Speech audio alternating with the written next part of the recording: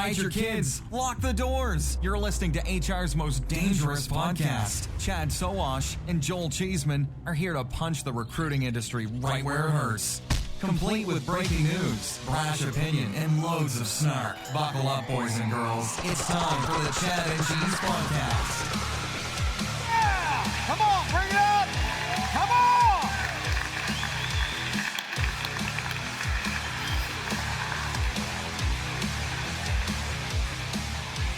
Give it up. There you go. Watch yourself. Watch yourself. Where's Will?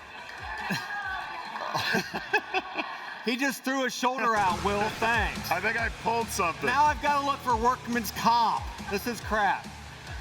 Heads up. Oh, good call. We good? We good? Yep. Oh, yeah. What's up, everybody? If you don't know, ask your parole officer. This is the Chad and Cheese Podcast. I'm your co-host, Joel Cheeseman. And I'm Chad Sowash. Joined as always. That's right, Chad Sowash. The Lennon to my McCartney. Chad Sowash is here. And we are excited to welcome to this stage Lauree Porter and Christy Spilka. Give it up, everybody. Give it up.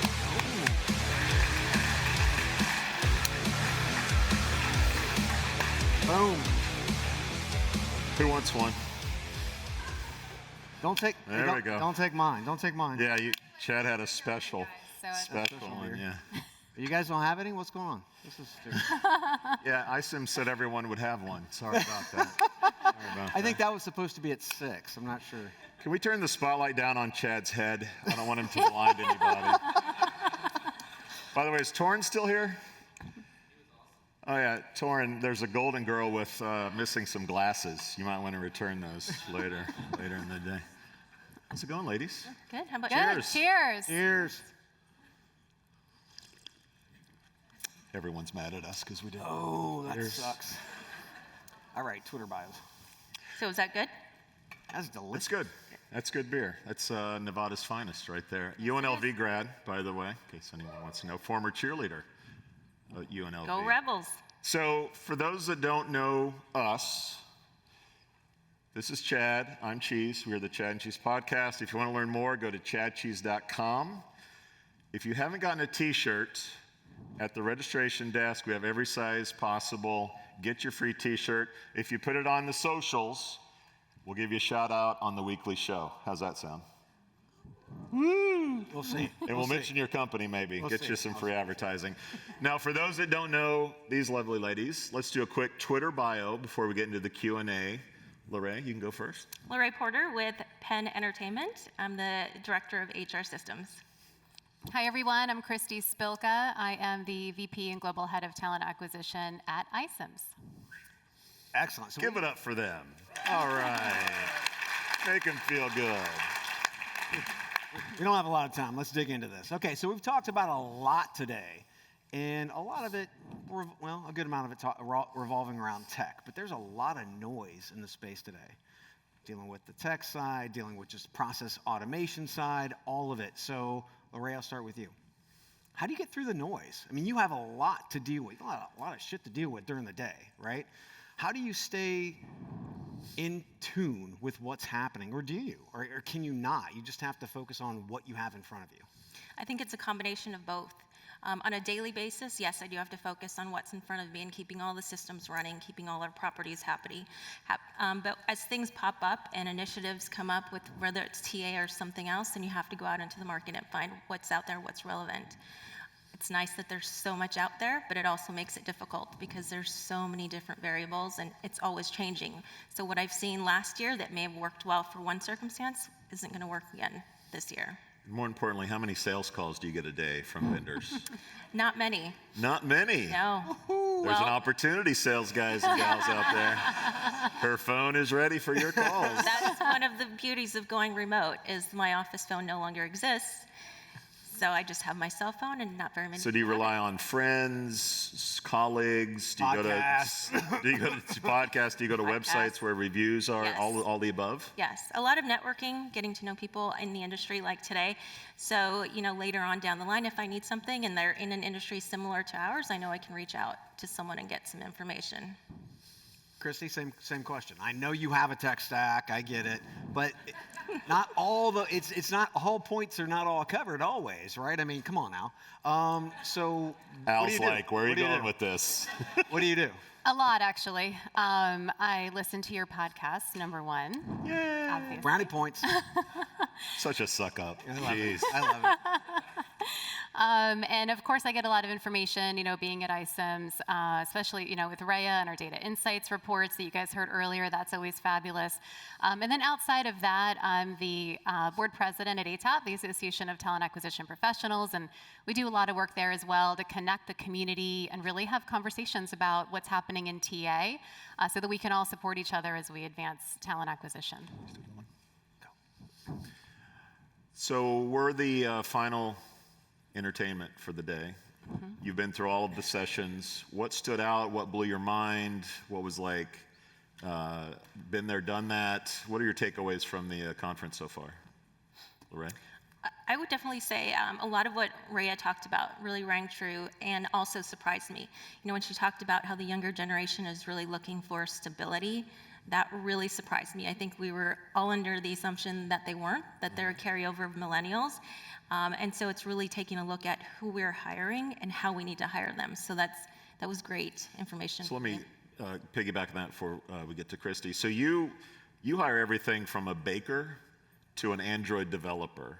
That's a broad spectrum of folks. How do you navigate that? How do you message that? How do you target those different audiences? How do you create processes? Make sense of it for us. Yeah. Well, I think the thing to remember is that there's got to be a general process that everyone can somehow customize that works for them. So where a property may have one process when they have a lot of frontline openings, the team that's hiring for vice presidents has a different process, but the basic steps along the way are still within a standard process. Christy, your takeaways from the show? So many. I mean, it was a great day, right, everybody? I mean, amazing speakers. Awesome. Give it up for iCIMS. So good. So many takeaways. I loved hearing about CXM coming from Al. I'm really excited about that. I think the ability to pipeline our talent and engage our talent and build those healthy and diverse talent pipelines is more critical than ever. It's always been important, and it's ever more so. So I'm really excited about that. The interesting, facts we heard from Rhea today on the Data Insights report, that was interesting. And, what we also found is over the last 3 years, the difference in compensation between the expectation of early grads and what HR professionals are looking to pay actually was smaller a few years ago, increased rapidly, and then has compressed again. So I found that to be pretty interesting. And Torin always gives a great talk. Takes us to church all amazing, the time. Yeah. always. So inspirational. So overall, just, a fabulous day today. So you have the enviable position where you get to use all this tech that iCIMS has at your disposal. And I assume even start testing some things and getting feedback or giving feedback on stuff that's going on. Not everyone has all those tools. So if you could break down everything from texting to video to custom messaging, like what are a few things that employers should definitely look at doing? What are the tools that are invaluable to you getting the right people in those seats? Oh my gosh, I think we're gonna need like a couple of hours to hit that topic, but We're going to extend. We're extending. We Not need that more kind of- beer. yeah. We'd be cutting And more into happy champagne hour. too. To break it down to a few things, I think, your applicant tracking system is really important. And looking at the way that you're creating efficiency, looking at the way that you're creating engaging experiences with candidates that are coming through the process, monitoring that candidate experience. We heard earlier in the session today that, we're worried about what's going to happen in candidate experience with some of the layoffs that we've seen. So really looking at how you can ensure that you've got quality there is going to be really important. Video is always amazing. I know we've talked about video recently. We use video a lot in our internal TA team. We have it on our career site. We just did a whole career site refresh, by the way, so check us out at icims.com. But we have it in all of our nurture campaigns too. So going into your CRM and creating email campaigns with video, that's really going to set you apart. We heard one of our customers earlier talking about the importance of that and creating those experiences to really highlight their culture. I think that's going to be critical as well. So talk about, it sounds like iCIMS has almost like an internal skunk works that's happening, right? And you would be perfect, and your team are perfect to lead that. I'm sure Lauree is very envious. Talk a little bit about that, because you're building products, obviously for yourselves, right? But something that you can actually productize for the entire market. Talk a little bit about that and how you guys impact the build to actual technology and future technologies and processes. Yeah, it's definitely a part of my job that I love. I've been a customer for more than 9 years, so I was a big iCIMS fan. Even before I came to work for iCIMS, I've implemented 3 times over numerous companies, and so I've got a good amount of experience in leveraging our products, and our team gets to all be a part of Customer Zero at iCIMS, where we get to give feedback to the product team. You know, I have the chance to sit down with Al and talk about, oh, what's coming up this year and what are we working on, and let's talk about some of the feedback from our internal talent acquisition team. All of our team members have the opportunity to participate in that, and it's been great to be Customer Zero and help to have those conversations. So, Lauree, you were just talking about the ability, I mean, really, to be able to somewhat customize the process, because obviously high volume is different than executive, et cetera, et cetera. But you're also looking at a very fluid market. The landscape's changing all the time. I mean, we're talking about how, you know, the economy, we have no clue what it's doing one week, next week, first part of the week, second part of the week. So how do you plan for that next change? How can you be nimble? Is it really hard with today's tech, or is it much easier than it has been in the last few years? I will say with iCIMS, it does make it a lot easier, because I do have the capability to make a lot of changes on the fly when I want to. When I get feedback from different properties or different recruiters that just say, this isn't working, or how can we fix this, or I want to do this, I can go in and do it myself. I can play with it, I can test it, they can test it out and say, okay, it does work, it's working better. Can we change this, can we change that? So it's really just working with the users out there, getting their feedback and testing things out, you know, seeing, does this work? How can we make it better? Fortunately, in the gaming industry, they're used to taking risks and doing things that you know, aren't normal Not for so much. most people. Yeah, very heavily regulated. Yes. Yeah. Good. DE&I was a focal point of today's content. What are each of you doing in terms of targeting diverse communities, bringing more people into the fold? I'll let Christy start, because I know that we talked about it earlier. Yeah, we do a lot of work in this area. Like I said earlier, you know, we put a really big focus with our career site refresh on making sure that we had videos, you know, that were representing our culture and who we are as an organization and our focus on DE&I. We actually created a whole new page on our website as well, on the career site, to talk about the focus that we have in that area. We do a lot of work. We leverage a third party as well to help us ensure that we have inclusive job postings. So every single one of our job postings, before it goes up on our career site, it gets a score. And anything below like a 95% score is not getting on our career site. So we take that really seriously. Is that an internal tool that's built into iCIMS? Third party. Third party, okay. Mm-hmm. And we do a lot of work with, we leverage performance-based hiring. We have what we call alignment meetings, rather than like, you know, intake meetings, where we're really aligning on the opportunity. What are the critical things this person is going to do to be successful in this role? And then we really help partner with our hiring managers on what are those things that the candidate, you know, should bring to the table, and what are those areas where maybe we can train someone. So it's a very inclusive process, and we're very thoughtful on the approach all the way through the entire hiring process. She says third-party tool. I say future acquisition. Am I right, Al? They're testing it. They're testing Where's my M&A people? Yeah. So very similar to what Christy and iCIMS is doing. You know, it's a nonstop, ongoing evolution of things that you need to look at. And I think someone brought up today that it doesn't stop when someone's hired. And I think that's something you have to remember. It's not just at the hiring process. Yes, you have things in place to look at who you're hiring and how you're hiring them, and metrics to report on that. But it's also important to think long-term, as far as what does everyone have to contribute to the organization, whether it be leadership programs or further development programs, making sure all of those are inclusive as well. Let's jump into the hard conversation. So generative AI, everybody loves it. They're playing with ChatGPT, blah, blah, blah, right?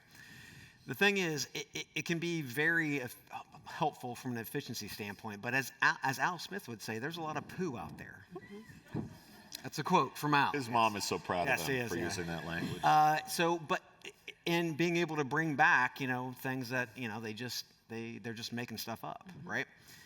Also, taking the behavior that us humans have, which is incredibly biased, and one thing that AI can do is scale much better than any human can do. So as you're looking future scope, there's a lot of risk, but there's also a lot of reward. How do you guys approach that? I'll go to you first, Lauree. So I know you mentioned the gaming industry likes to take risks. Some I heard, not that I would know firsthand. In the casino, yes. When it comes to systems and processes like that with the risks, that's probably something we'd be in the background for and wait and see what happens. There's a lot of risk, like you said, for inaccurate messages that we wouldn't want to get out there, especially when it comes to gaming because we are so heavily regulated. So for me, it's really early and we'll think You're a about it fast later. follower. Is that right? Fast I follower. wouldn't say fast. Really, we want to see what happens with others that are in similar industries before we jump all in. Christy? From an AI perspective, I go back to Al's conversation earlier. He talked about being human-led and some of the principles that we focus on at iCIMS as it relates to AI. And I think a big part of that, too, is, to use the words that he shared as well, having that co-pilot. Having that human loop is going to be really important as we embark on this. Background checks were mentioned in Johnny Taylor's presentation, which I didn't really come in thinking that would be a topic. But then when I think about how detailed your background checks need to be, and I look at social media and what's going on there, we got to say at least TikTok once in our presentation of what's going on. How do you guys look at background checks, specifically, not just the state and county records, but beyond that with what people are doing online and whatnot? I think it depends on the position. Background checks are definitely a necessity. A lot of our locations actually require licensing. So if you can't pass a background check, you can't get licensed, you can't work for us. So it's not something that we can be too flexible on when it comes to those situations. But depending on the position that someone's in, depends on the level of background check that we'll go through. So the baker's not as detailed as the... The head of finance? Yeah, head of finance, Yeah. sure. Thanks. Yeah. Thanks for saving me on that one. Christy? We follow, the requirements in that area of the world and our own internal guidelines and conduct background checks according to that. Do you look at social media content and what people are putting out there? No? Me? No. No. That's interesting. On the record, no. They're always listening, Christy. I'm seeing what you guys are doing on social media, but that's about it. Not like you would ever hire us. I mean, we don't come need on. background checks. Yes. So, Or you wouldn't be here. We have our parole officers and our ankle bracelets. So, process efficiency, we were talking about application, the application process, heard stats earlier, needs to be less than 5 minutes. That's awesome, but also over half of the applications are coming via mobile. So are we just trying to take the mobile process, make it shorter, or the desktop process, make it shorter, put it on mobile? Or are we really going to engage with chatbots and look at asynchronous apply as well? Lauree, I'll go with you. So a few years back, we actually did look at our application process, and we saw that 50% were coming from mobile, and that a large number of them were dropping off at certain points. So we sat down, we said, what do we need to know now? What's the initial things? And we cut out at least 50% of the application questions, cut out any forms, cut out anything that I could ask you later. What do I need to make a decision there? How hard was that?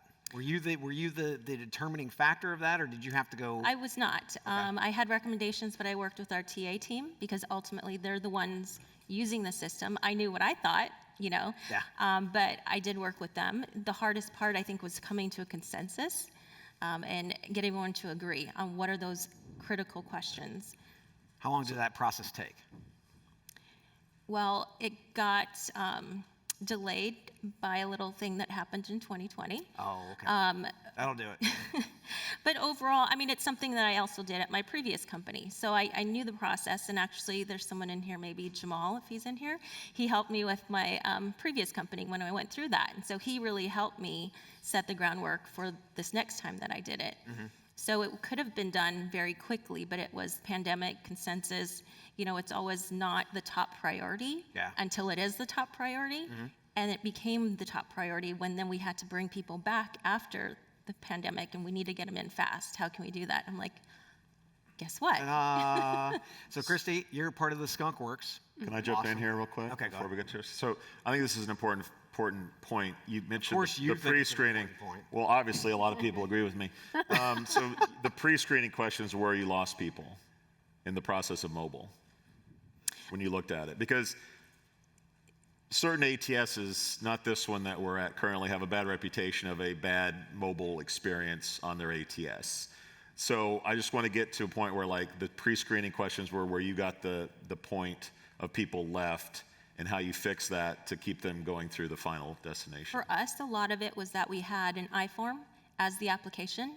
And so if you're on a mobile device, it's not as mobile friendly. So we took out the questions that we needed to ask and just built it into the profile and got rid of the form. Got it. So if you were on a desktop or a mobile device, you're still answering the same questions, and you actually got a better experience on the mobile device. Cool. Gotcha. So on the Skunk Works side of the house, Customer zero. huh? Customer zero. Yeah, customer zero. I like Skunk Works better. Sounds great. So are you thinking about using async chat to be able to go through application process? Because somebody could be applying on the bus, and then they have to get off on their stop, and then they wait till they get home, and then they finish the application. What are you guys doing? What are you guys doing internally, Customer Zero? Yeah, I know we heard in Al's conversation earlier talking about this with our chatbot and some of the work that we're doing there. So absolutely, we plan to adopt that and leverage that to have a fast apply process. And like you said, iCIMS, we're great with the mobile application experience already. And internally, we make sure that we have a really fast process for people to apply as well. And we can track that, which is great. In the ATS, I can see exactly what my drop-off rate is at any given time, how long it's taking to apply, and having that data at your fingertips is really critical. So what about other things like onboarding and being able to take that chat process to onboarding and async or maybe even synchronous? Yeah, no, I think that's great. I think that's very interesting. And we also leverage, Video Studio Video and all different things to keep people engaged throughout that process as well, to ensure that we have a very low drop-off rate during the onboarding process. Upskilling is a hot topic now. People would rather grow talent in-house as opposed to recruiting, because that's more and more challenging. Talk about opinions on upskilling as from your company's perspective, what you guys are doing on an upskilling strategy, and maybe what you're looking to do in the future. Lauree?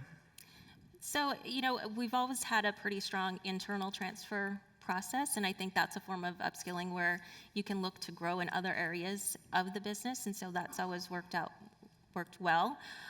We've also increased the talent and development offerings for those who want to grow, whether it's in or outside, whether it's be mentoring programs. So we've really tried to work on a diverse number of options as far as people who want to grow. Is it in-house? Is it third party? It's in-house. In-house? Talk about the internal mobility, because most companies, I mean, it's now a new buzzword, internal mobility. Yeah, let's take care of people, let's move people through.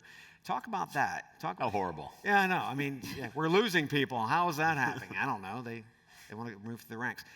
Talk about that. Did you see attrition happening? And you're like, we know this is an issue, or was this just a part of the culture from day one? It's always been a part of the culture. We always look internally, especially when it comes to our upper level positions. Yeah. We're always going to look internally at who's been with us, who's been working for us and performing for us. We know exactly who they are and what they can do. Let's go to them first before we go to externally, even if it is moving them across country. Let's talk about work from home, remote work real quickly. You have a lot of employees that can't work from home. I assume probably aside from tech, and you can tell me where the remote is and where they're not. You, on the other hand, probably can go almost totally remote if you want to. So you first, talk about the challenges of remote work. Where does PENN stand on hybrid versus back to the office versus remote? And then the advantages that you have in a work from home environment that others don't? Go ahead. So I think I know PENN is very flexible. So it comes down to what does the business need. So if in our interactive division they are all remote, or there's a small number that need to be in the office, there is no black and white as far as who needs to be remote and who doesn't. It's really about what the business needs, what the leader needs, what they're comfortable with. So does the manager decide what the team, like at what level is it decided where you can be remote or not, or hybrid, or what days you come in? Who decides I'd say that? the leader of that area. Okay, manager. But not like the GM can't say that at my property. But there's you can been no all be CEO remote. mandate of saying we're all hybrid, or we're all, it's at No, the ground level of what the team needs to do. Yeah, and the what message has doesn't. always been that he trusts his leaders, and so they've decided for themselves what they thought worked best. And was that decided from the top down, or did you ask your employees what would you prefer to do, and they told you, and then you adapted that? It was both. It was both. We did have conversations, town halls, where we talked about it. He heard feedback from everyone, including his leaders. That's great. Yeah. Christy?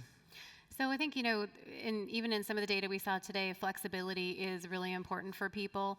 Having the opportunity to have hybrid in many cases, because a lot of folks like remote, and a lot of folks like on-site, and many enjoy hybrid work as well.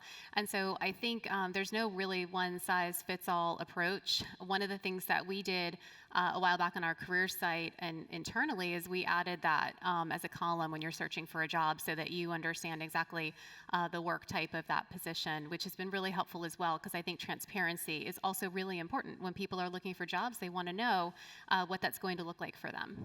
And does the new hrjobs.icims.com site have remote or non-remote in the job postings? That's a really good question. We're going to have to check that out. We'll give some By feedback the way, as customer zero. they're talking about this site, and I'm thinking, job what a board. great sales tool. Think about all the HR people that they can sell iCIMS to from the site. Sorry, Yeah, I'm either. cynical. I'm cynical. Salesjobs.icims.com. Sales people Customer like, service who came into jobs.icims.com. the HR job site. I think I've seen this before. So $8.5 trillion in lost revenue because positions aren't getting filled. Why are we not taking this to the C-suite and getting more budget so that we can get better tech stacks, so that we can get better resources? Are we finally getting the data that we need to start making the business case? Because we've been talking about cost per hire forever, and CEOs don't even know what the hell that is. And they don't care, because that's not something they can sell to their board, right? But they can sell this number. It's huge. So do you feel like all these data points are finally coming together for us as an industry, so that we can sell it and we can start to be at the big table and talk about the big discussions? 100%. And how often have you gone to a conference or listened to something online and heard people talk about putting together a business case for investment or whatever? We don't talk about it enough, I don't think. I think it's a really important topic. It'll actually be in plug. Check out my career site session tomorrow, where we'll be going through putting together a business case to get investment in your career site. But I do think the data that was shared today is amazing. Jot that down, bring that back to the business, because ultimately that is how we can continue to get investment. I've done that in my own various organizations over the years in TA, to say, here's what I'm looking to do, here's why it's important, and here's the value that we'll get back as an organization. And I think we're getting there, because the leaders are seeing the effects. You don't necessarily have to show them the actual dollar amount, but they're actually seeing the effects in not being able to do things. And this hasn't really affected us, but how many businesses do you see that can't open on Monday because they can't hire people? Well, if you had maybe more resources to hire people, maybe you could get people in there. So people are now seeing the actual effects of it, not only the dollar amounts. Seat at the table, Chad. We're out of time. Let's hear it for Christy and Lauree. We are the Chad and Cheese Podcast. Get your t-shirts before they run out, and check us out at chadcheese.com. Chad, it's in the can. It's done. We out.